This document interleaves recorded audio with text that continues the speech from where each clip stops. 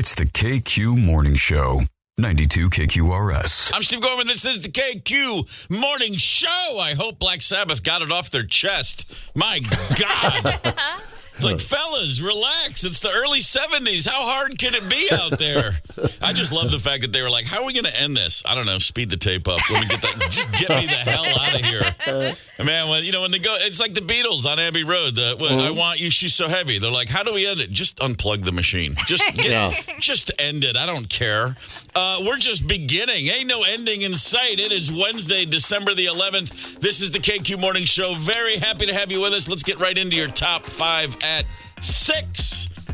Here we go. The Minnesota Department of Transportation has got the old Name a Snow Plow Contest up and running again. You've got until Friday, December 20th, next Friday at noon, to name a snow plow. The contest, a lot of great names over the years. You got to get your pun hat on. You got to get your dad humor mindset in place. Yeah. But MnDOT is taking submissions. If you've already won, you're done. You're a retired champion. No repeat winners. Only one submission per person.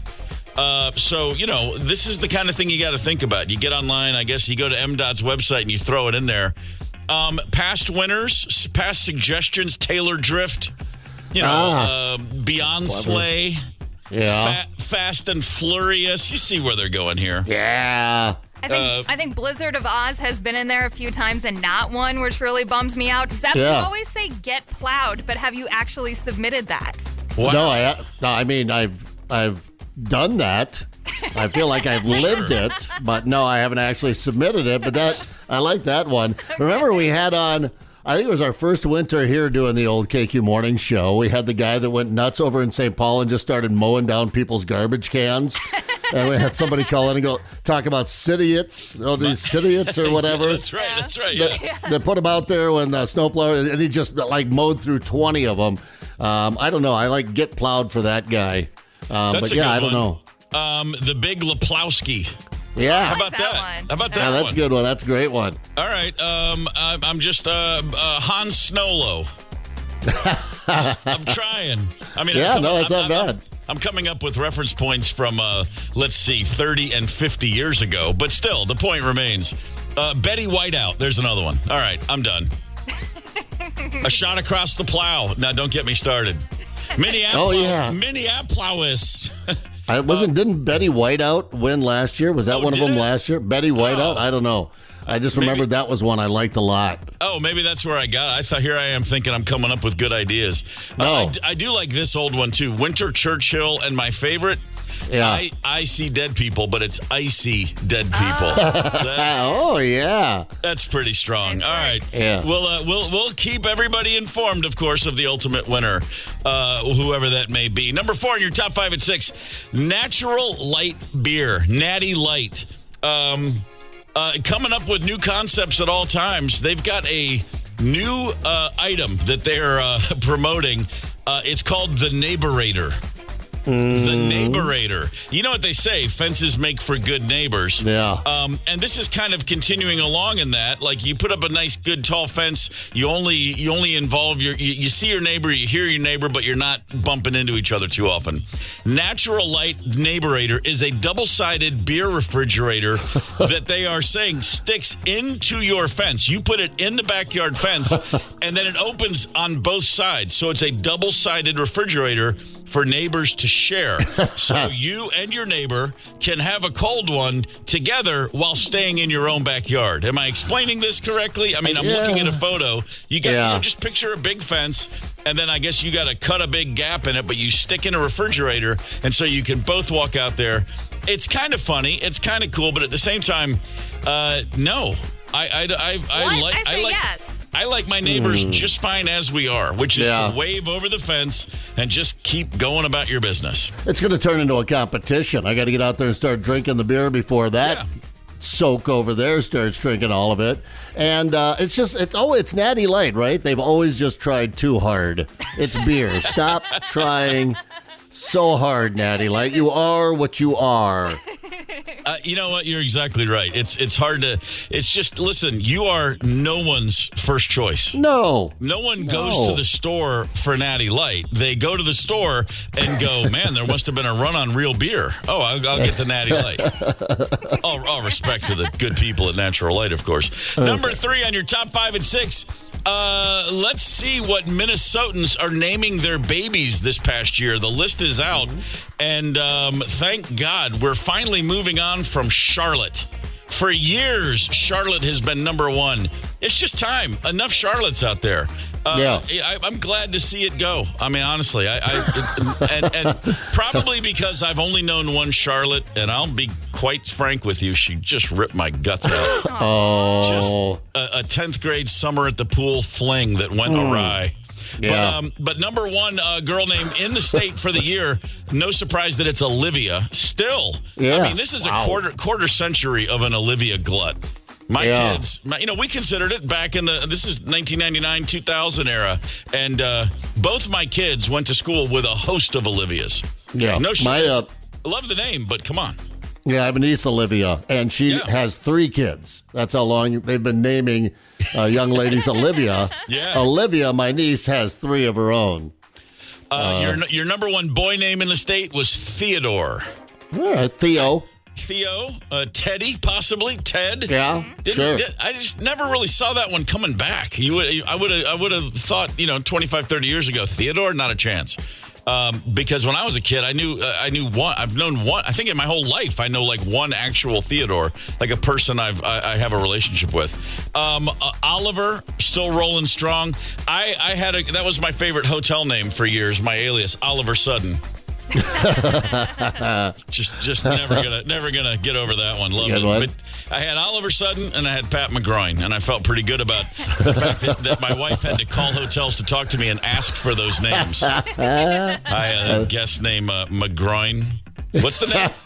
Pat McGroin, would you just connect me? Every time my hotel phone rang, I'd answer it, and she was already mad. Yes. Just get a normal name.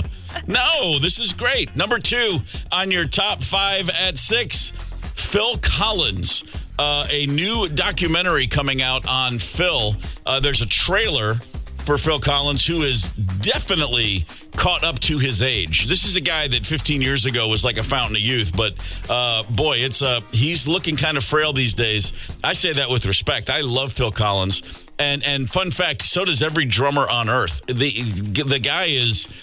He's been so stinking successful as a singer-songwriter. Everyone seems to lose the fact that he's one of the great rock drummers of any era.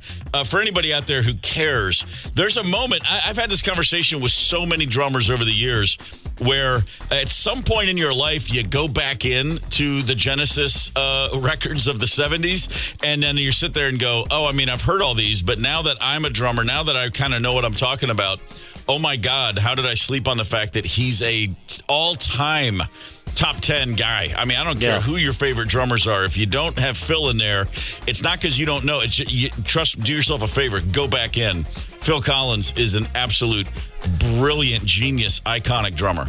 Now, imagine if he could sing and write a song. He'd be the whole package. Just you know what most drummers call guys like him? Douchebags.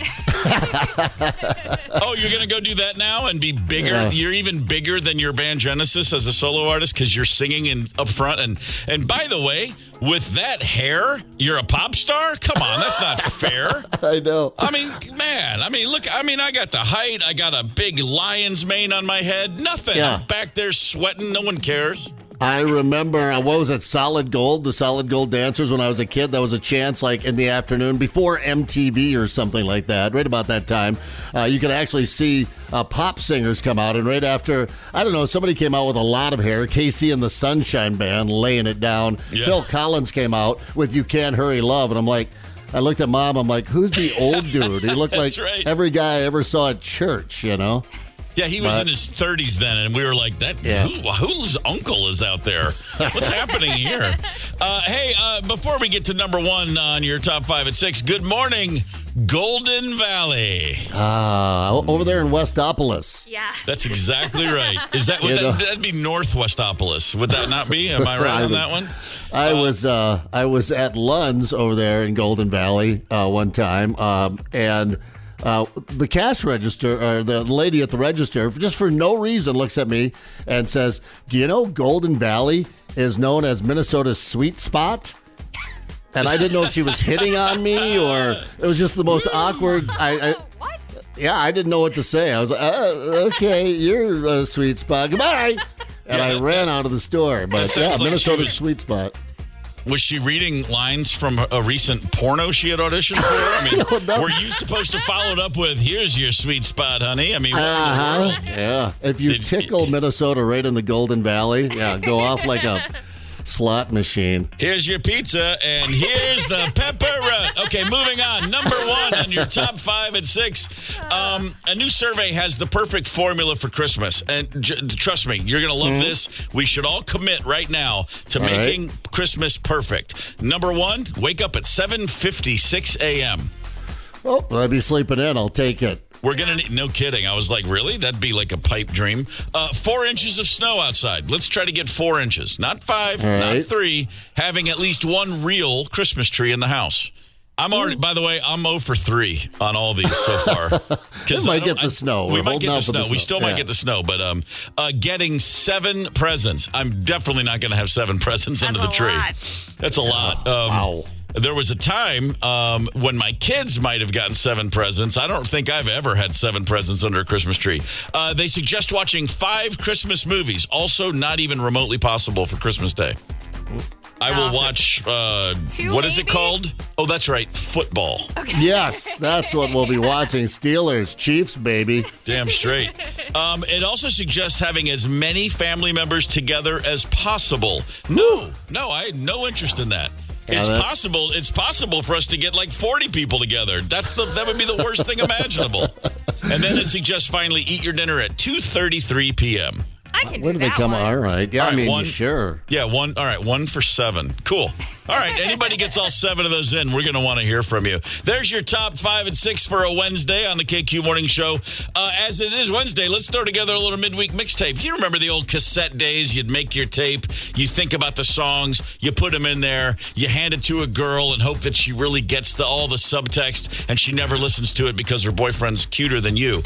So is this about Charlotte again? Stop it. I don't want to talk about Charlotte Drury. I said I wasn't going to say her last name. For the midweek mixtape, it's going to be, my God, it is bone chilling. So how about this as a concept? How about songs that come in hot? The opposite of a slow build. Songs that just come in hot. Bang, right off the gate. Like Cashmere. Think about that. It's a dirge, but I mean on the downbeat, just, there's no build up. Paranoid. You know who's messing with that? Songs that come in hot. KQ, talk and text line 651-989-ROCK. Hit it and hang tight. Connect with us on the KQ talk and text line 651-989-ROCK. That's 651-989-ROCK. 92 KQRS. I'm Steve Gorman. This is the KQ Morning Show. It's time. Let's look back. It is December 11th. On this day in 1977, for the first time ever, the Tampa Bay Buccaneers won a football game, and it was the second to last game of their second season. That's right. They were 0-26. Yes. Good God almighty. What sort of franchise joke would lose to the Bucs? Well, it was the Aints, if you will, the New Orleans Saints. And by the way, the game was in New Orleans, and it wasn't close. It was 33-14, and it was a big deal. John McKay, Buccaneers coach, after the game said, "I thought it was the greatest victory in the history of the world." John McKay was always great for a quote. Oh, yeah. That first season, some reporter asked him what he thought about his team's execution, and he said, "I'm all for it." Yeah, that's exactly right. He did. Saints coach Hank Stram, after the game, here's an actual quote. What a nightmare. This is the worst experience of my coaching career. We are ashamed for our people, for our fans, and for our organization. You didn't lose to a high school team. It's another NFL team. My God. It's completely insane. By the way, the Tampa Bay Buccaneers celebrated by staying overnight in New Orleans. Well, I mean, it's a great place to celebrate. Why not? That's what I'm saying. Just sit on that thought for a minute. 0-26, and you get a win, and you're a block from Bourbon Street. I can't believe someone didn't die that night. It's pretty amazing. That's when the Saints fans started having brown paper bags over their heads. You know what I mean? That was going on back then. Archie Manning, by the way, New Orleans Saints quarterback, first guy to ever lose to the Tampa Bay Buccaneers. Before the game, he said it would be disgraceful if we lose. And then after the game, again, Tampa Bay coach John McKay said, well, Archie said it would be a disgrace to lose to us. And it is. I just love that nobody's even trying to pretend this team didn't just suck like historically so. On this day in 1981, overweight, flat-footed, and way past his prime, Muhammad Ali, for the last time, stepped into a ring at 39 years old. He lost a 10-round decision to Trevor Berbick. Oh, that was a tough one. Muhammad Ali said that night, you can't beat Father Time. He did not get back into the ring. Really would have loved it if he had pulled the plug about 4 years before then. But, boy, talk about a true, without question, the greatest there ever was. Yeah, certainly near the top. Yeah. I'm telling you, all around personality, the whole thing, and just a handsome fella, truly. It's the KQ Morning Show, 92 KQRS. It's the KQ Morning Show on Minnesota's Classic Rock, 92 KQRS. Wednesday, December the 11th. Good morning to you. We are rolling right towards Christmas. We are, 14 days away, which means we're 2 days away from all starting to sing the 12 Days of Christmas. You know we're going to be singing it. You know we're going to do it. I'm not going to sing it. The 12 Days of Christmas, I was over that one as a kid. After a while, you just get like, oh, wait, is it Calling Birds or is it when are the French hens? I never got it straight. But now this year, each year now, I just listen to the late, great... Wow, just totally blank. Norm Macdonald, thank you, Brain, for kicking in there. His 12 Days of Christmas skit, you ever heard that? No. Calls his wife at home, and she's sending him the 12 Days of Christmas as it goes. It's about 6 minutes long, but well worth a listen if you haven't heard it. Track her down on YouTube. Norm was not in a hurry with it. No, never. No. He let things just sit there and fester. Just simmering humor. Yeah, known to have told the world's worst late-night longest joke. Conan O'Brien went to commercial break twice and came back, and he just kept continuing the joke. Even Conan was getting a little irked. Norm Macdonald saved me from one of the worst flights of my life.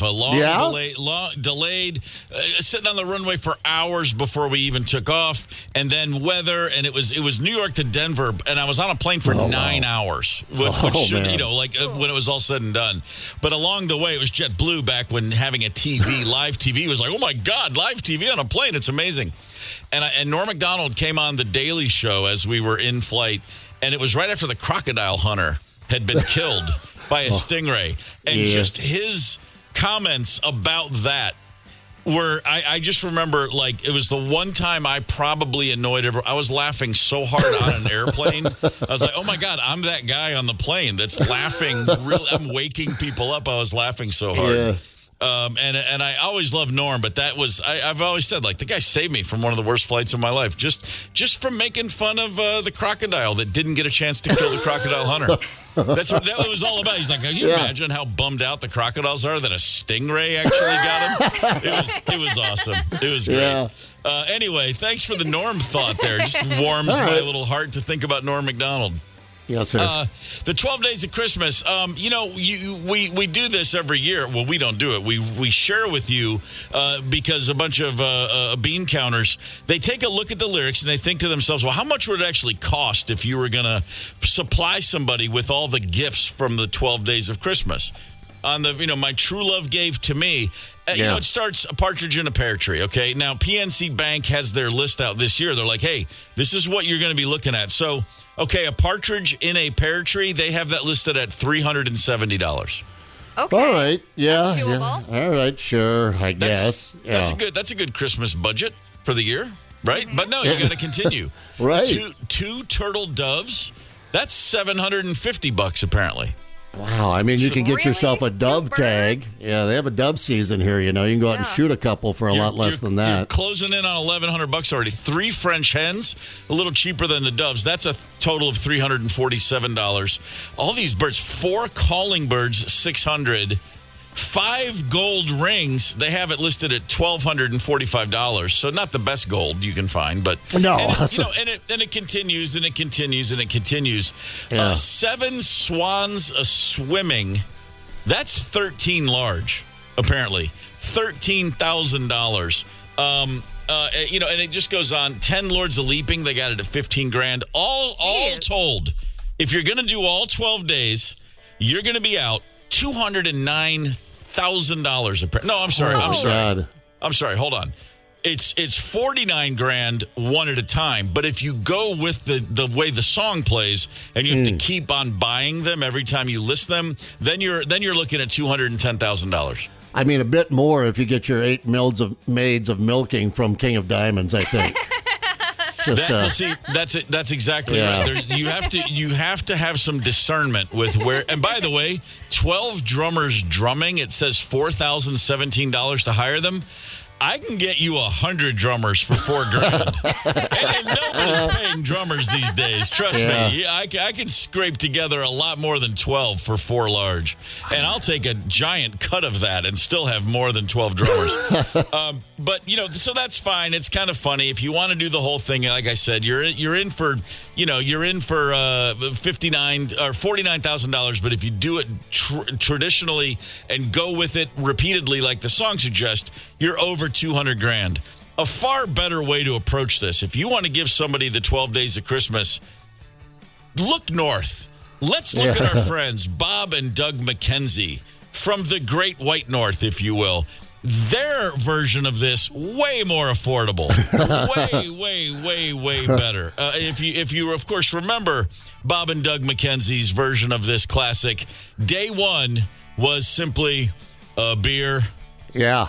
In a tree. So a beer in a tree. All right. So as Ryder says, a PBR tall boy is going to run you about $450 at Eagles. All right. A live Christmas tree from Gerton's, anywhere from $130 to $140. So you're only in $135 right there. You got a beer and a tree, nice and low. Now what's number 2 on their 12 days of Christmas? Not 2 turtle doves, 2 turtlenecks. 2 turtlenecks. Duluth Trading Company men's rugby knit turtleneck, $49.50. So a couple of those is going to set you back about $100. I think they were that's on not sale. bad. Yeah. Yeah, that's nice. This is already a way better. Not only is it a better list for the wallet, it's just a better list. You've got a beer, you got a turtleneck, you got a tree, and now 3 French hens. No, they go with 3 French toast. 3 slices of French toast from Al's Breakfast. That's going to be about $9. All right. Yeah, that's well served over there at Al's. Man, that's fantastic. For Bob and Doug McKenzie, 4 pounds of back bacon. Oh, now we're talking. I'm getting horny. What back bacon is. What? So for us south of International Falls, that'd just be good old Canadian bacon. Yeah, exactly. So nice and thick, 6 to a pack. If you're getting 4 pounds, you're looking at about $5.50 a pound by 4. That's just under $22. Still, this is a bargain 12 days of Christmas we're talking about. Yeah, and you haven't had to feed any freaking birds so far. Yeah, no. Exactly. 5 golden rings? No, 5 golden toques. It's so great. From the Vikings online store, on sale now, regularly $27. You can get them for $19.59. That's a total of $97. We're still this is so much better. So right now you got a beer and a tree, 2 turtlenecks, some French toast, some bacon, 5 winter hats. You're just golden. 6 packs of 2-4. Six. It's day 6 pack of 2-4s. Now, 2-4 is a case of 24 cans of beer. That's so 6 of those. You're looking at about $114 That's 24 12-ounce cans times 6. So, a case of beer, call it $19-20. We're doing well here. We're still This is a better list of things, and it's much cheaper. Yeah. 7 packs of smokes. Now, that's where you start to realize, boy, cigarettes are expensive these days. Yeah, well, damn straight they are. I don't smoke. I quit smoking less than 10 years ago, but had to deal with the kids, and I actually followed through. However, occasionally, when I'm watching my buddy play at the turf club, for example, I will step out and have a ciggy. So I've had a handful of ciggies, and then every once in a while, I'll spring for the pack. I'll be like, you know what? I'm just going to mooch smokes off you for the weekend, so let me buy the pack of cigarettes. Holy crap, double figures. Yeah. Spending. What does 6 packs go for? The an awful lot of people, like the lung disease, early death, no, not a problem. $10? Okay, I'm off. Yeah. Forget it. I'm going to have to. I'm not going to be able to retire. They made that work. And then on the 8th day, they go for 8 comic books. About $4 each, so that's $32. And then, of course, if you're familiar with Bob and Doug McKenzie's The 12 Days of Christmas, it pretty much falls apart right there. 12 days, or just 8, or 8. Take off, hose head. They only got 8 days in. Total $601.66. An absolute bargain. And a far more enjoyable 12 days of Christmas, to be sure. Damn straight. You just, the Lord's a leaping, the whole thing. I'm over it. By the way, this text just came in. The 12 days of Christmas begin on Christmas Day and go through January 5th. Epiphany. Yeah. Okay. So what? Never knew. If that's true, first time I've ever heard it. So thanks for that information. The problem with me is I'll never forget that now. And I don't care. It's in. It's not going away. I wish I could get that out of my head. But thank you, sir, for that text, because I will never not think of that when I hear that song. Would love to say really quickly, good morning to our friends in Bloomington, Minnesota.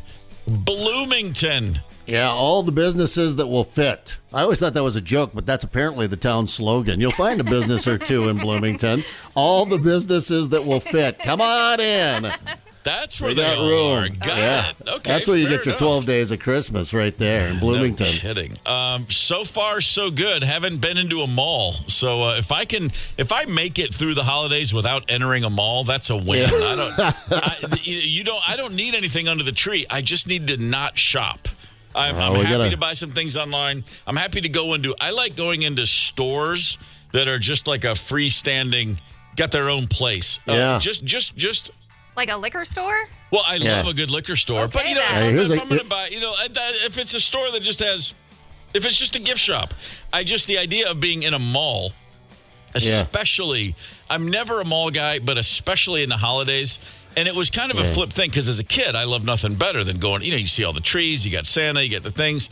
And even like through probably my, early 20s, I'd get to the mall and be like, oh, it's Christmas time. And then one year, and I don't know what happened, I walked into a mall. And I felt like I was breaking out with the shingles, and I left, and I just hate malls ever since. I just can't take it. It's too much. It's too much retail for me. Too much consumption. And I just said, I'm more of a farm to table guy. No, I'm kidding. I don't know what the hell that even means. Here's a guy that hasn't been Christmas shopping in 20 below weather. Oh, man. I mean, it's that, and where else you going to find Santa? I'll tell you where else you can find Santa. At Mazelax, up on the north side. After his shift at the mall, you'll find him sitting in Mazelax, getting a good one going, playing some pull tabs. I like that one. That's pretty great. I might get into a mall, though. I mean, I never. It's not like I refuse to. I just work hard to avoid it. It's just too much. But it wouldn't be the first time that happened. But in the year 2024, there are an extraordinary list of 10 things that did happen for the first time. And we're going to share that with you. Hang tight. Connect with us on the KQ Talk and Text line. 651-989-ROCK. That's 651-989-ROCK. 92 KQRS. There are a few things that happened this past year that have never happened before. So we can scratch these off the list. I mean, there are a few things that will still never happen. We all know that. The Cleveland Browns will never win a Super Bowl. You don't have to worry about that. Here's a list of things. I'm just saying. I mean, yeah, right. It's safest bet in sports every year.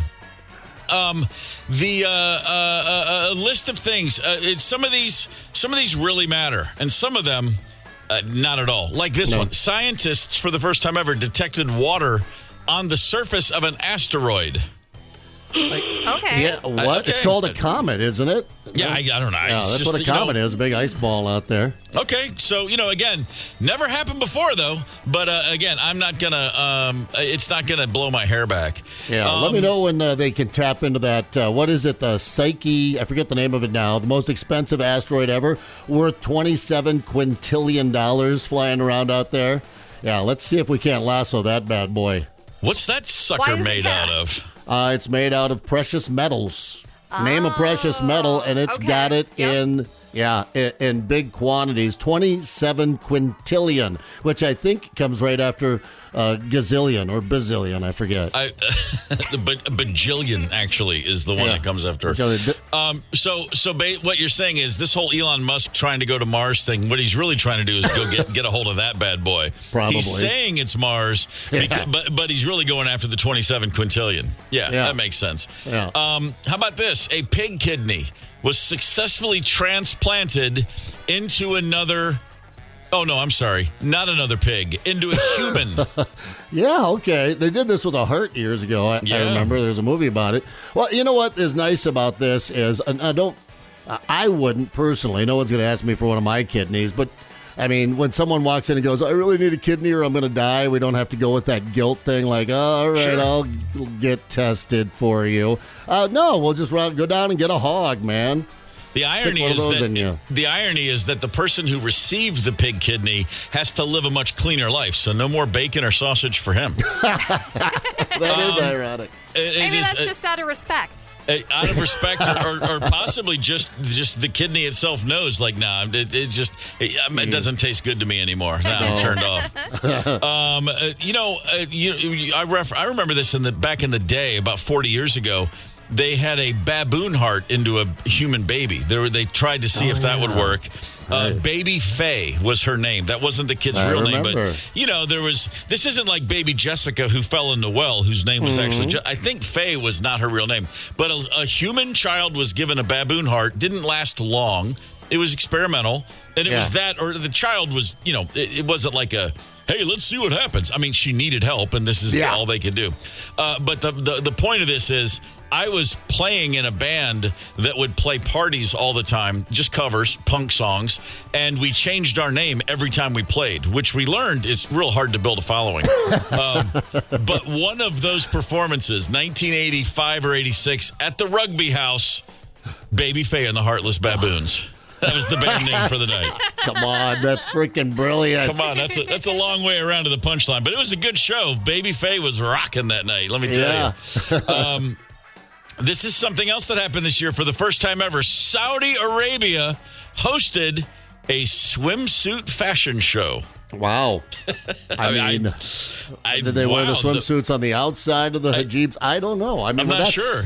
The mind boggles. It's like the last place you can objectify women, I think, is Saudi Arabia and get away with it. Here's something that's never happened before. A street food taco stand in Mexico City was awarded a Michelin star. Nice. Good for them. Yeah. A Michelin star is, in the culinary world, that's you get a Michelin star, you are basically a made man. You are this is as good as food can be. I believe you. I don't know what the hell it means. I don't know if I've ever eaten at a Michelin restaurant, but I know I'm not the only person thinking about a frickin' tire and rubber right now. Yeah, of course. Well, it's the same company. Yeah. It was something in France, some chefs, and they were like, if you're on the road, you need to know the quality restaurants. There's some whole connection to that. Yeah.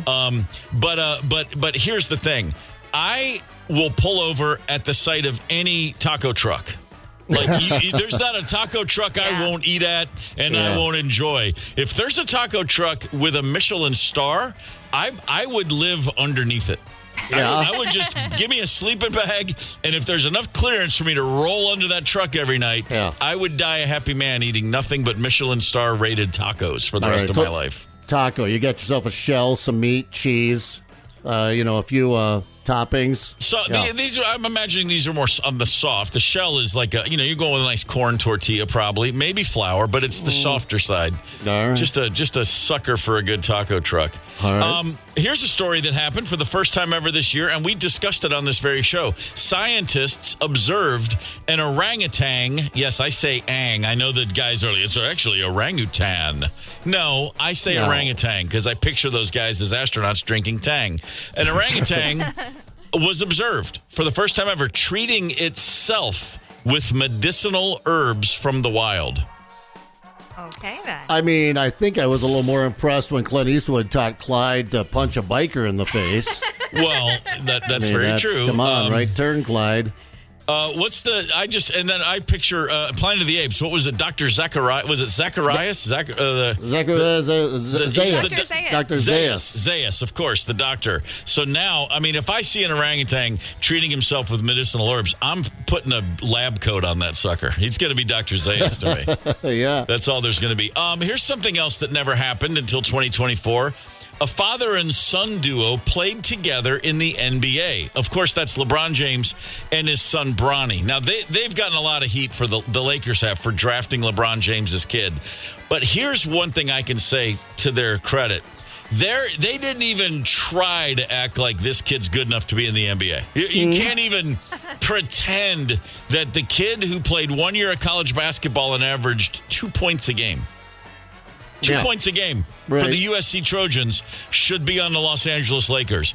The whole franchise is like, if you say like, someone else could have that spot, they're like, you just don't get it, do you? We don't care. No. We don't care. It's LeBron James. Yeah. He wants to play with his son. If he leaves, we're not going to sell any tickets. What is the confusion? Of course it's not about basketball. Yeah. I like that they're not even trying to pretend. Yeah, my friends that are pissed off are young dudes that don't have families. I'm like, well, get back to me when you're a dad, and you would do anything to hang out and spend a little time with your kid. You know what you'd do? You'd get them on your freaking basketball team if you were an NBA superstar. And if you say you wouldn't, you're a freaking liar. Shut up. Which leads me... I respect the fact that they just owned it. Yeah, you're right. Go ahead. Why not? I'd do it. Leads me to my next point. Zep, sorry, but Connell's coming in. Sorry, dude. Oh, that's beautiful. My bad. It's just one of those things. Right. Hey, man, he asked, and I'm his dad, and like you said, I don't know how to say no to the kids. So I hope he works well with Taylor. Oh man. Here's something else that's never happened, and it's this is not scientifically proven to have never happened, but it's the first time I've ever heard of it. Sam's Club. We all know what Sam's Club is. The big bargain shopper, like the Costco rival, if you will. Yeah. Mm-hmm. Costco still rocking the foot-long hot dog for $1.50. And the thing at Costco is they're never going to raise the price. The whole thing is it's always going to be $1.50. Sam's Club has gone, okay, we're going to take that $1.50 foot-long and we'll raise you with something they're calling the Holodog. The Holodog. It's a hot dog that's got toppings that combine Thanksgiving and Christmas. Hear me out. What toppings? You can get a hot dog topped with turkey on one side. Yes. And prime rib roast on the other. I've lived long enough to finally get this miraculous miracle. Wonderful. There's a hot dog topped with mashed potatoes and Christmas cookies. Oh, we're getting into the elf territory. About the gravy, then, man? I don't know. Then there's one topped with pumpkin pie and candy canes. Okay, all right. I mean, you started off strong and then you lost me. That's what I'm saying. It's too much. But there's only at a few locations, but they're rolling them out this year.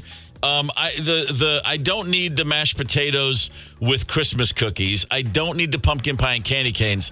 A hot dog with turkey and prime rib. I mean, I'll take a bite. I'll check it out. I'll investigate. I'll put my toe in the water. Yeah, absolutely. I'm going to put that thing. Yeah. By the way, sorry. We're Costco folks. We used Sam's Club back in the day, and then you move somewhere, and it's like. But for years we've been on the Costco side of that fence. We're at Costco the other day out in St. Louis Park. And I came up with $1 million idea. Are you ready? Yeah. This is a game changer. All right. Okay. A clothing rack right outside the fruit and vegetable igloo with parkas.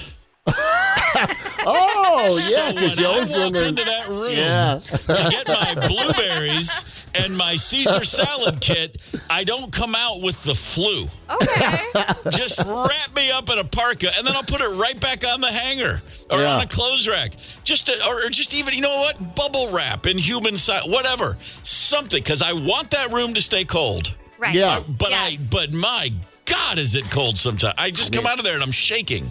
It's a big room. I mean, if you do the entire lap, you Yeah. get about halfway through it, and then you're stuck because it's the same distance back. But yeah, like the beer cooler at the liquor store. I like Yeah. to I was step just into that thinking on a about hot that, summer yeah. day and hang out there for a minute. But it's a different deal at Costco because you're actually in there shopping and looking for something. And you're right. It gets a little, I like it, the parkas, but you put it on, you bought it. Just thought to myself, you know what? Because I like to, I'm wearing like a jacket generally anyway, so it's not like, I got to get from the car into the store, maybe have a coat, but I'm never prepared for what it takes to get those fruits and veggies into my cart. Every time I'm like, and then there's always the slowest moving carts because everybody's blood stops circulating. It's so cold, everybody goes into shutdown mode, and you end up in there for longer. It's just, I'm just throwing it out there, Costco. Right now. There's a Costco employee. What time is it? 7:46. Rolling into work, and they're going to be rolling that parka wardrobe right on over to the freezer section. You're welcome. All right, you know what? It is that time of day. I'm glad you just reminded me. We got some tickets we'd love to give away. We're talking hockey. We're talking maybe even sweet baby James Taylor tickets. Why don't you hang tight? It's the KQ Morning Show, 92 KQRS. It's the KQ Morning Show on Minnesota's Classic Rock, 92 KQRS. Good morning. Take the money and run. How about this? Take the tickets and run. We would love to give away some tickets. We've got an option for a listener today. We're going to play a game. The winner will have a choice. They can choose Minnesota Wild versus Ottawa Senators, December 29th, or they can choose James Taylor, June 17th. Both of those events at the XL Energy Center, of course. So you got a hockey game December 29th, or you got a Sweet Baby James gig June 17th. We need two callers 9 and 2, in fact, at 651-989-ROCK. Right now, call in 651-989-ROCK. You'll play a game, somebody will win, and that person will choose between the Minnesota Wild and James Taylor. For the record, Minnesota Wild playing some pretty good hockey these days. Well, hell yeah, they are, and the team's only getting tougher. I did stay up a little late last night for the shootout. Boldy got the job done. Gus in the net, a shootout with that Utah Hockey Club. That's actually pretty good for an expansion team, but they treat expansion teams much better than they used to. They actually kind of load them up a little bit now and get them in the game, and of course they had all the Arizona Coyotes. It's just that team moved over to Utah, Salt Lake City. But gosh dang it, looking good there, top.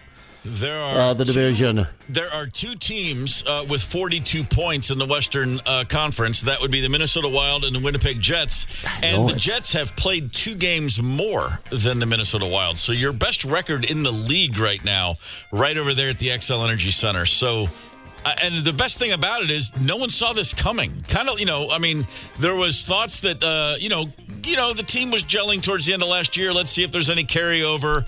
There was some optimism. Got to get these guys healthy. But nobody in October was saying this is going to be a front-runner team. I wasn't. Yeah. I thought just wanted a nice, entertaining season. I said, let's have an entertaining season. Let's keep us in the hunt for a while, make it interesting, play some good hockey, drop the gloves occasionally, give us what we want. But, of course, now I'm having illusions of cups made out of silver. I know that's pretty cocky, but looking good here in mid-December. We got a long way to go. We do have a long way to go, and a short time to get there, as the song says. But for right now, it's time to see who is going to make that tough choice. Before we bring our callers on, we're going to play a little game, just in case you're wondering. It's called Yes or BS. With a couple pairs of tickets here on the table, and the winner gets to choose. Let's get right to it. Our contestant number 1 is Brian from Spring Lake Park. Good morning, Brian. Morning. Give me your favorite band. Gorman's Shorman. Is that a fish stick?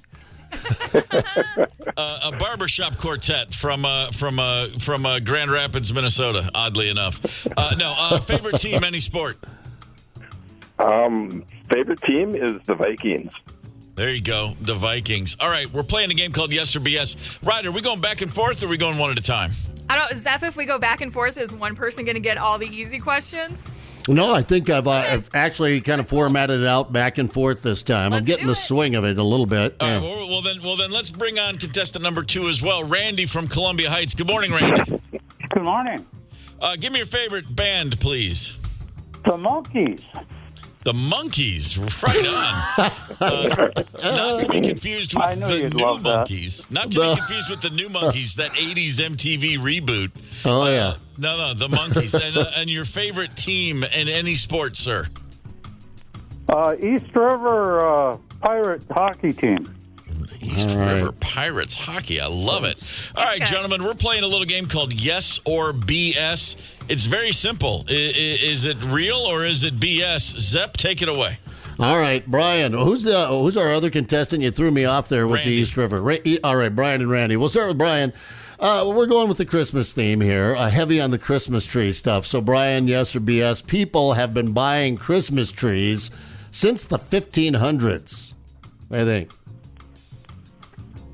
I'm going to say that's true. Yeah, started selling them in Germany in the 1530s, yeah. They've been sticking it to us for something we can go cut down out in the national forest for $5 for a long time. All right. Nice. Oh, Tannenbaum, indeed. All right, Randy, coming at you here. There are just under 2,000 Christmas tree farms in the United States. Yes or BS? BS. I think there's more than that. A hell of a lot more. 15,000 Christmas tree farms in the United States, growing on about 350,000 acres of land. We love our Christmas trees. All right. Hey, real quick, fun fact. Chuck Leavell, Rolling Stones piano player, Eric Clapton's piano player, Allman Brothers piano player. He's everybody's guy. One of the great keyboardists in rock history, owns a giant Christmas tree farm in Georgia. Oh, really? Big part of the Forestry Association down there. If you want to talk about trees, call Chuck Leavell. If you want to talk about music, he's like, I'd rather talk about trees. But anyway. That'd be a fun conversation. It would be. Guys are off to a hot start. Brian, back to you. Sticking with Christmas trees here. Lowe's, they sell more Christmas trees in the U.S. than any other retailer. Yes or BS? That's... Boy, I'm going to say that's BS. Yeah, Home Depot does. Sold over 2.5 million trees last year at the Depot. Really? Lowe's less than 2 million. So, Home Depot cornering the market there. All right, Randy. Christmas trees are grown in all 50 states. Yes or BS? Yes. Yeah, even grow them in Hawaii. What? Yeah, Whoa, that was my outlier. I was like, Hawaii? Really? Yes, even in Hawaii. The states that produce the most trees, Oregon, North Carolina, Michigan, Pennsylvania, Wisconsin, and Washington. Most of the fake trees come from China, it says here, 80% of those. All right, now we're back to Brian now. Yep. Guys are, They're 2 rolling. for 2, both of them, yeah. On average, Brian, it takes 4 years for a Christmas tree to grow to the ideal height of 6 or 7 feet. Yes or BS? 4 years. Depends on the tree. I would say 4 years. Oh, oh boy. I'm just counting the little branches on there. Not a Charlie Brown tree. This is 6 or 7 foot tree, yeah. Yeah, I would say it would be more than 4 years. So you're going to BS? Yeah. Yeah, you'd be right. That was a good guess. It takes about an average of 7 years. They say about a foot a year. You want one of those big ones out in your house in Minnetonka, though? One of the big places, up to 15 years. All right, let's get off the Christmas tree theme. We're just going to go straight Christmas on you now. Randy, Yeah. December 25th is Jesus' birthday. Yes or BS? Yes. Well, no, it's not. In the 4th century, Pope Julius, he chose December 25th as the day to celebrate Jesus' birthday, but most historians agree he's probably born in the spring, Really? That's the thing, yeah. Jesus born in the spring. He came in the spring and went out in the spring. And then came back also again in the spring. The spring is his thing. I don't know if you know that about Jesus. Yeah. Jesus. Yeah, Jesus. All right. We got our first wrong answer. I don't know where we're at for a score. I hope someone's keeping track. 3-2. Yep. All right, Bolly, back to you. Brian, in the song Frosty the Snowman, Frosty comes to life on Christmas Eve. Yes or BS? I'm trying to sing it out in my head. Yeah, I am too. I don't think we got time for that, Brian. You might just need to answer. Yes, it is true. No, the song never actually even mentions Christmas. No.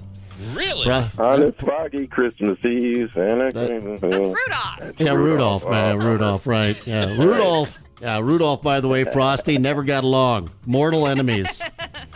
Every year, Rudolph would say the same thing. Just wait till spring, you bastard. Yeah, you sucker. I'll lose my rack. I'll lose my antlers, man. I'm going to lose my rack, but I won't be thirsty because I'm going to gobble that puddle up. Piss him out. All right, I don't know where we're at here. Randy. Back to Randy. Yeah. Feeling Randy, a NASA astronaut once reported a possible Santa sighting. Yes or BS? I'd say yes. Yeah, December 1965, an astronaut named Wally Schirra. Why do I feel like he was from Minnesota? Told Mission Control he'd just seen a UFO being piloted by a guy in a red suit. And I'm quoting Wally here. A command module with 8 smaller modules in front. See what he was doing there? Yeah, he was drinking up there in space. Anyway, so now I don't know. We're back to Brian. I know that. Yep. Brian. 3-3. Both Brian. on threes. Yeah, Brian, kissing under the mistletoe was not a thing until 1954. Yes or BS? That's BS. Yeah, people were doing it in England in the 1800s. Yeah, Brian. Right on. Yeah, they think it might go back to ancient Greece. That's where the old British expression mistletoe breath comes from. All right, one more here. Randy, I don't even know if this is for the win or the tie, but give us... He's got to get it to tie. All right, Randy, you got to get this to tie, brother. Santa does not have 24 hours to deliver all his presents. He has 31 hours. Yes or BS? Yes. Yeah, as long as he's going east to west, he has 31 hours. The time zones, the rotation of the Earth, see? all that good jazz. We got ourselves a tie. We do. 4-4, gentlemen. 4 for 5, both of you. All right, here's your tie. Done. Now, Brian, Randy, you've got a tiebreaker here. Brian went first, so we'll let him guess first. Closest wins. I mentioned that there are about 15,000 Christmas tree farms in the United States. About how many Christmas trees in total on those farms at any one given time? Ooh. Okay, this is all the farms or just one of those farms on an average? Every tree farm in the U.S., at their peak, before they're harvested, how many Christmas trees are planted, not ready to harvest, but just planted in total in those more than 15,000 Christmas tree farms in the U.S.? How many? I'm saying 70 million. All right. Okay. 70 mil. Randy, what do you think? Let's go one less than 70 mil. One less than 70 mil. Should have gone one more. About 350 million Christmas trees. Just under 350 million Christmas trees was the count this year. Brian. Wow. Right on. Randy, thanks for playing, brother. Brian, you have won, my friend, yes or BS for the day, and you get to choose. You've either got Minnesota Wild Ottawa Senators tickets for December 29th, or you got James Taylor June 17th, both of those at the XL Energy Center, of course. What do you think? I'm going to go with the sweet baby James. Attaboy. Nice. Right on. It's a good choice. We endorse that one. There's another hockey game right after somewhere, but, JT's only coming through once. I like the choice. Congratulations, Brian. Thanks for calling, brother. All right, thank you. You got it. Man.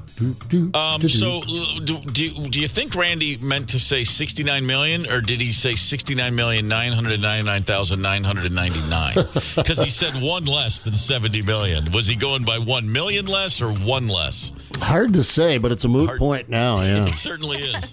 Boy, I tell you what, Zepp, if you had said nope, the answer is 69,999,999, I would have fallen out of my chair. Wow, I wish I would have. Fantastic, I know. Hey, you can find the KQ Morning Show podcast anywhere you get podcasts, and of course that means you can listen anytime you want. The podcast sponsored by our very dear friends at Devani's Pizza and Hot Hoagies. The members of Led Zeppelin, or, the Beatles, for that matter, any of your favorite artists who came out in the 60s, they grew up in the 50s. And the music that first turned them on, that got them thinking, was from a decade earlier. And so, you don't think of Led Zeppelin and the 50s, but believe me, that's where the seeds were planted. We'll prove it to you. Hang tight. Connect with us on the KQ Talk and Text line. 651-989-ROCK. That's 651-989-ROCK. 92 KQRS. Before we go anywhere else, what's happening, Shakopee? Give me some love, Shakopee. Oh, yeah. Shakopee, yeah, that's right. We were just talking yesterday about that, 19,000 seat amphitheater going in down there at Canterbury Park. I mean, you got the Casino, Valley Fair, Renaissance Festival, Seavers Festivals, all the festivals down there. I bet they're wishing they would have made 169 a little wider by a lane or two. Maybe Holy that could have helped the future some. Yes. There's a chance someone's got that exact thought right now. Someone's listening going, yeah, we're working on it, bud. Trust me. We're way ahead of you.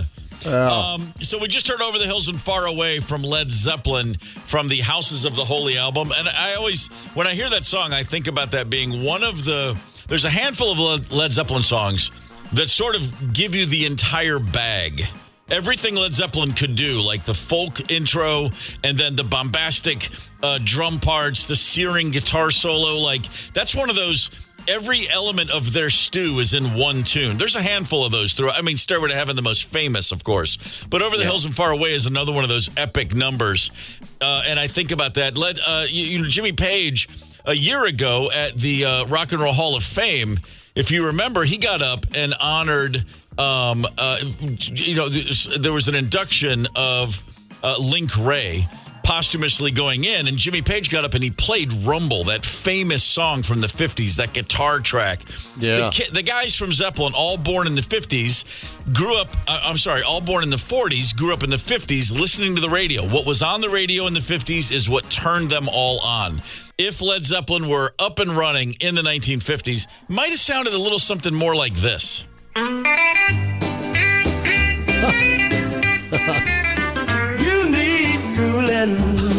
Baby, I'm not fooling. Sure. I'm gonna send you back to schooling. Way down inside, honey, you need it.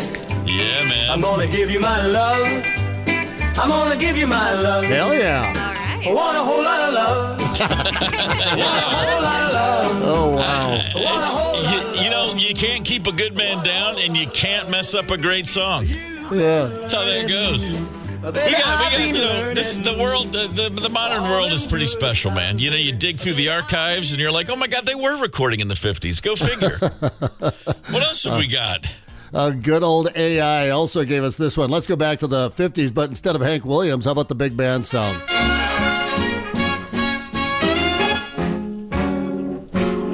Hey, mama said the way you move gonna make you sweat, gonna make you groove. Child, the way you shake that thing, gonna make you burn, gonna make you sting. Hey, baby, when you walk that way, watch your honey drip, can't keep away. Oh, yeah. Yeah, man.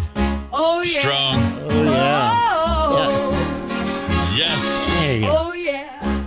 Oh, yeah. I guarantee you, the guys in the band would be like, yeah, that sounds awesome. Yeah, Fantastic. no kidding. Oh, wow. That's that AI stuff. It's wrong, but it sounds so right sometimes, doesn't it? Yeah, there's an entire, they've got like an entire album of Zeppelin stuff, 50s versions now. But it is true. Like I'm serious. A good song's a good song. You can dress it up however you like. Put as much lipstick on that pig as you want, and it's going to taste good no matter how you undercook it, overcook it. It always works when the song's there to begin with. And what? Go ahead. No, I was just thinking of, we didn't need AI. We had, I'm trying to remember, it's not the, I shouldn't even open my mouth, but the something Armadillos. What's that group? Didn't they do a bluegrass cover of like some Pink Floyd and Led Zeppelin tunes? There's been a lot. There's bluegrass AC/DC. That's always good. Oh. Kind of hard to beat. They come through town all the time. Yeah, absolutely they do. All right. But as it is December, and we are talking about a lot of Christmas things. Curious if you are about Google Trends. Thank God Google at least shares most searched, blah, blah, blah, most played, most everything, so we get these lists. Christmas songs. If you're wondering what's the most popular Christmas song state by state, according to Google searches, not a surprise that Minnesota, one of the few states that has Let It Snow, Let It Snow, Let It Snow. That's the one we're looking for. There we go. That makes perfect sense. What's Minnesota without the snow? Because you just got to stick it to everybody in the South who doesn't get to have a white Christmas ever. Like, this is the one benefit of living in Minnesota is that we do get those nice white Christmases in that great winter. Relatives in Florida, every year we would rub it in their face, and they would, no, it's just as good down here. I'm like, keep telling yourself that. Christmas Eve. This will just tell you what it was like. Yeah, it was. We're sitting at home Christmas Eve, and we're not watching the snowstorm move in. We're listening to tornado sirens. Oh, and I'm like, it's Christmas Eve. Why are the sirens blasting? Because there were tornadoes in the area. And I'm like, I got to get up north. I got to get my Christmas thing straight. The Christmas tornado, come on! It pulls all the street lights up into it. It's brilliant. I guess nice that's all lit up like that. By the way, speaking of Florida, the number one Christmas song, no surprise, Feliz Navidad. No. Makes sense. Yeah. Let's see. Alaska also has Let It Snow, as does Colorado. The snowy states, they know what they like. Wisconsin. Hey, Wisconsin, all I want for Christmas is you. Come on, man. Get it together. Really? I thought it was going to be Bub and Doug McKenzie again, 12 Days of Christmas. Get and it a beer together. and a tree. Yeah. Hey, by the way, speaking of Wisconsin, how about this? I just saw another map, and it was the most hated out-of-state sports teams for every state. It's a map of the U.S., and it's basically every state shows the one team everyone hates the most. So in Minnesota, that's the Green Bay Packers, as you might expect. It's also the Green Bay Packers for both the Dakotas, according to this map. Like, don't wear these colors if you're in. So Minnesota and both Dakotas hate the Packers. But in Wisconsin, they don't return the favor. They hate the Chicago Bears the most. Right? Oh, yeah. Makes sense. Oh, yeah. Definitely. They give it to Chicago. It's, regional thing. Because you got to go all the way to the other side of Wisconsin to get over to Green Bay there. And that's over there by Chicago. So in certain areas, it's all pro sports. Down south, of course, it's mostly about college rivalries. Like Alabama, Mississippi, Missouri, they all hate LSU the most. The state of Florida hates the Georgia Bulldogs. Ohio and Michigan hate each other. But here's the thing. I'm looking through this whole map. You go all throughout New England, they hate the New York Yankees. New York State hates the Boston Red Sox. All of this checks out. Mm-hmm. Pennsylvania hates the Cowboys because of the Eagles. Texas hates the Eagles because of the Cowboys. Nobody, 50 states, nobody hates a single team from Minnesota. Yeah. Really? Not one. Huh. That's almost underhanded, really, isn't it? It feels like a pity kind of thing. We got 4, 5, 6. We got 6 professional sports teams off the top of my head, including the Lynx and the soccer team. You got all the colleges. Nobody hates any team from Minnesota. Come on. Yeah, I know. I take that personally, really. Let's do something to make people hate us here in Minnesota. Come on. Hold on. In Colorado, apparently, or I'm sorry, in Utah, they really hate the Lakers. Kind of a Minnesota team. Those Jazz fans just could never get over L.A., so you could claim that one. You could claim that one as the Minneapolis Lakers, maybe. But I think it says all you need to know about just the wonderful nature of the average Minnesotan, that none of our teams are hated anywhere else in the country. It's a ringing endorsement, honestly. Okay. All right, let's go with that. You're right. No, the beer is half full. Let's slam it and fill the glass. All right. Let's do it. All right. Well, it's just about time for your top 5 at 9. And if you're interested, I would suggest you hang tight. It's the KQ Morning Show, 92 KQRS. It's the KQ Morning Show on Minnesota's Classic Rock, 92 KQRS. This seems like a perfectly reasonable time to bring you your top 5 at 9. If you're just joining us, here's a few stories that jumped off the page to us. Number 5, it's that time again. MnDOT's annual Name a Snow Plow Contest is officially underway. You have until next Friday, December 20th, to get your submission in. Last year's fleet suggestions, there were a lot of great ones. There was Clark W. Blizzwald, yes, Blizzo, Beyonce, Taylor Drift, and many, many, many, many others. So far, we had a few. I thought I was being really smart when I said Betty Whiteout, and then you said, no, someone had that last year. So it's kind of like band names. If you come up with a great one, someone's probably already used it. It's just getting more and more challenging to come up with a great snowplow name. Plowy McPlowface. I'll just go to that old classic. Great. That is great. It is, but they've been doing this for a number of years, and sooner or later they're going to have to consider mine, which is get plowed. Sometimes you just got to keep it simple. But you're right. I have not. If they you got to put some cash on the barrelhead. I'm waiting for them to put a prize on this, and then maybe I'll enter get plowed. One of my buddies texted in, "You're killing me, Squalls." I like that one. Oh, yeah, that's a good one. I like that a lot. Yeah, go ahead. All right, well, get her in there, buddy. I'm still riding the big Leplowski. I feel good about that one. Yeah, that is a great one. If not plow, when? No, that's not it. Hang on. There's got to be something in there somewhere. I do remember this one last year, too. Better Call Salt. Oh, yeah. Oh, that's, yeah, that reminds me a few years ago of Control, Salt, Delete. I like that one, too. All right. I mean, it's in there. It's all right. Game Salt Matt. No, I'm going. Forget it. This is getting ridiculous. If you do want to get involved, you are only allowed one submission per person. They do say if you've already won, you ain't getting back in. You are a retired champion. Congratulations. Yeah. Number 4 on your top 5 at 9. Engineers in China have developed a new crime-fighting gadget for police. That's a comforting thought, isn't it? RoboCop bowling balls. What?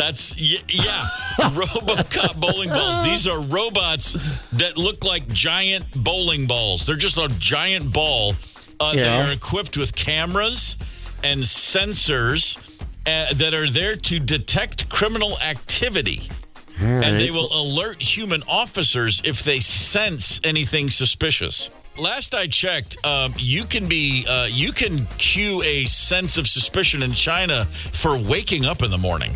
Yeah, I mean, you don't have to be knocking off a convenience store for someone to go, "What are you doing?" You just got to be there.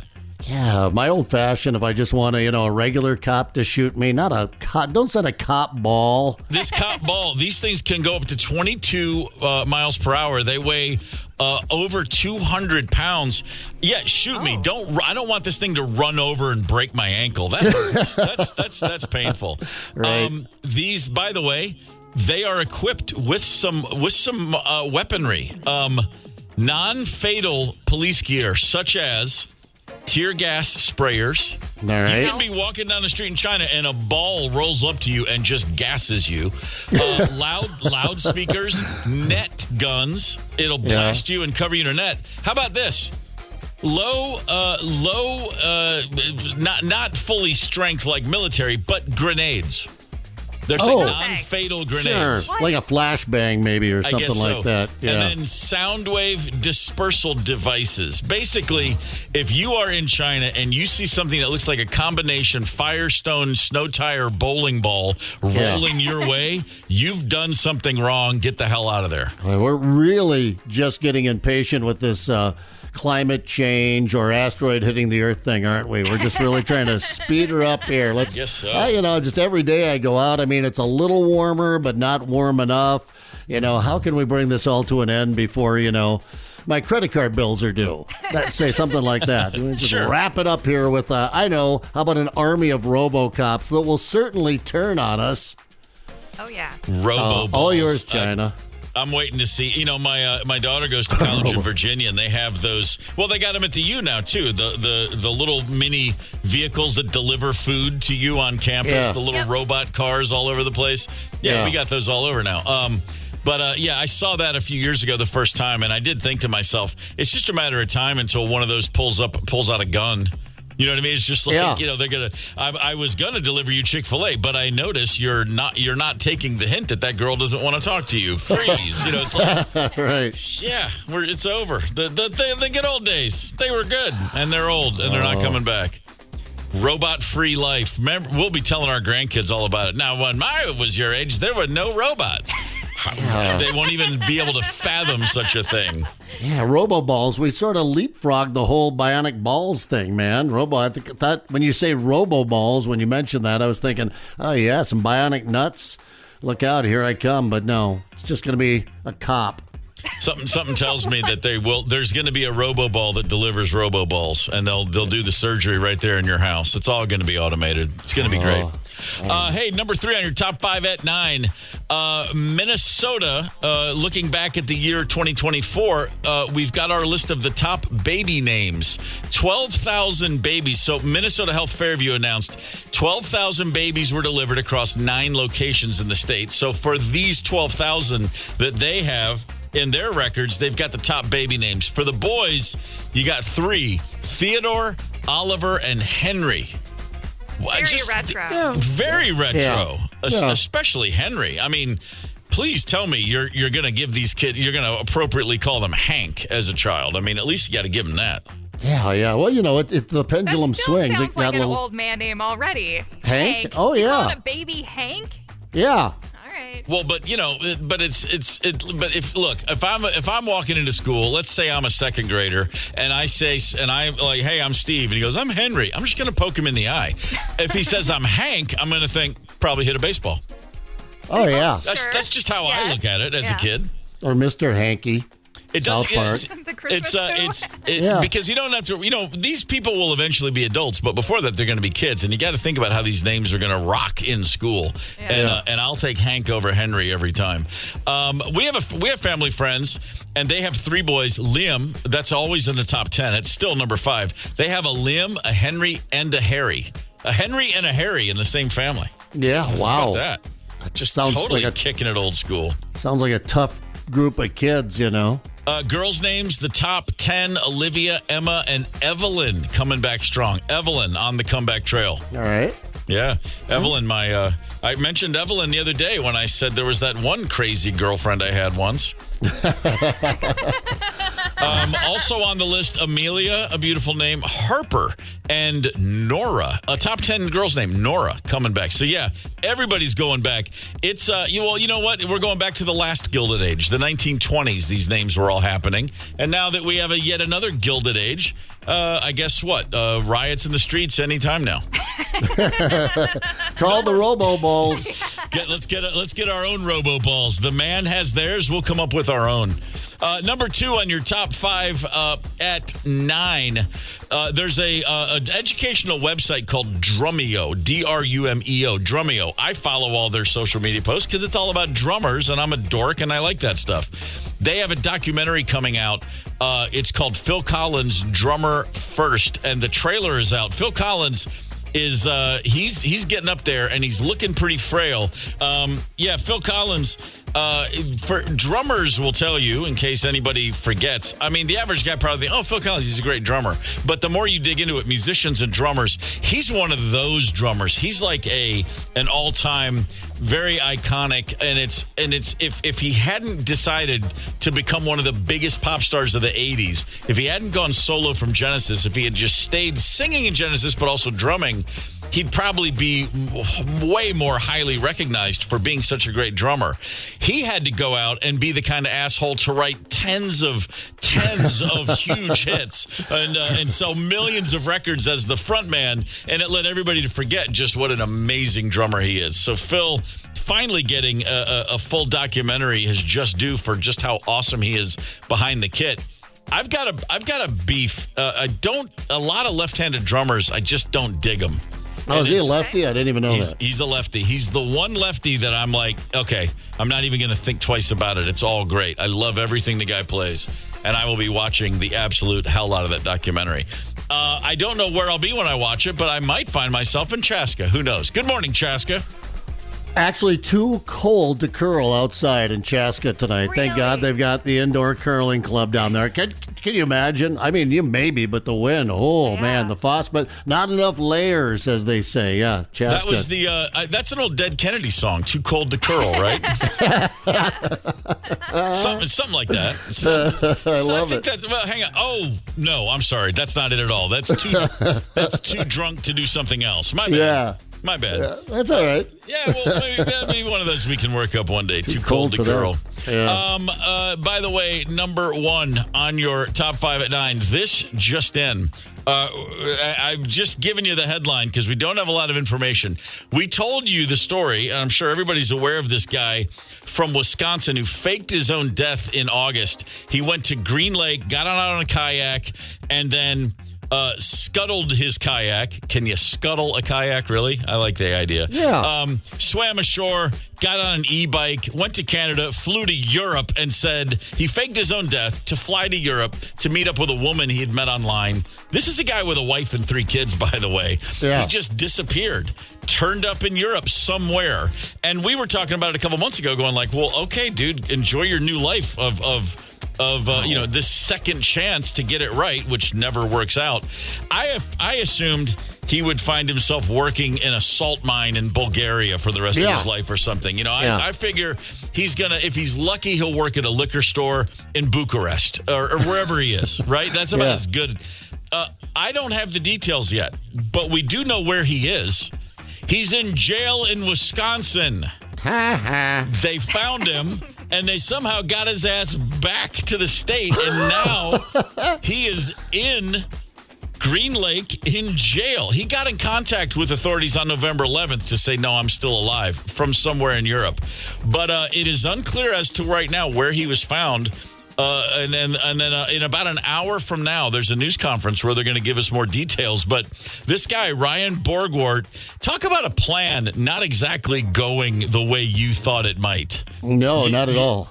You get rid of the kayak, you fake your own death for a little while, you make some people search the lake for 50-something days, you break your family's hearts, and then you turn up and you go, I'm just in love with this woman over here who might be a man or might be a member of the Ukrainian mafia or whatever the hell it was. And now you somehow get, how did they get him back to Wisconsin? I think it was one of those things where they said, hey, you are the winner of you've got tickets to see the Packers and so-and-so. And he thought he could sneak back in. You know, they do those stings where there's arrest warrants out and they say, you've got tickets to the Vikings. And then people turn up and get arrested. They were probably like, we've got European Championship, Bucharest versus Lisbon Sporting. And he's like, okay, I guess I'm a soccer fan now. And next thing you know, he's handcuffed on a plane back to Wisconsin.